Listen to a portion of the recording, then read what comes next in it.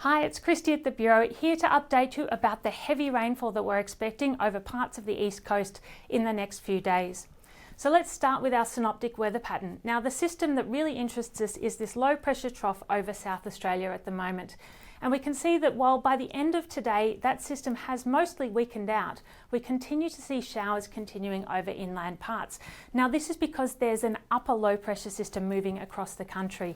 And as we move into tomorrow, we can see those showers extending eastwards as the upper low moves eastwards. Now, pretty light falls expected with those showers, but the impact of that upper low will be to deepen a coastal trough along the coast, and this is the weather system that's going to give us all the rainfall.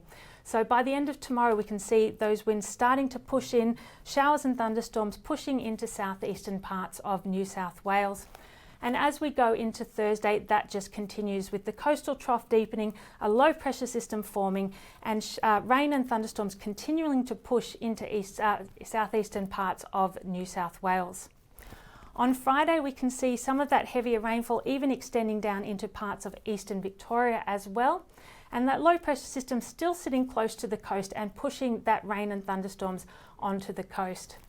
But by Saturday, even though there is still some rain and thunderstorm risk in the morning, by the end of the day that system is moving away and we do see back to just a few showers for the rest of the long weekend. So how much rainfall are we expecting? Well, this map shows the rainfall between now and the end of Saturday, and what we can see is the heaviest rainfall expected over southeastern parts of the country. So let's zoom in on that area. These orange areas show widespread falls of over 50 millimetres with this system, but of most interest are these pink and purple areas, which are where we're expecting to see potentially 100 to 200 millimetres or more. Now, currently that area extends from south of Wollongong down to the south coast and also the inland ranges, possibly even extending as far as parts of the ACT. At the moment, Sydney not expecting to see the heaviest rainfall, although it will still be a wet few days up there, but it will depend heavily on the exact movement of this trough and low pressure system as to where we see the heaviest rainfall. Now, with the potential for well over 100 millimetres in some places, we are expecting to see flood impacts. In terms of riverine flooding, we are expecting to see river rises in catchments that have seen recent rainfall, so the catchments are wet, and those that get the heaviest rainfall with this system. So we will start to issue flood warnings as we see the rain starting to fall and the river starting to rise in response. We also have particularly high tides along the coast this week, and so combined with this heavy rainfall, we could see minor flooding in some of our tidal rivers as well.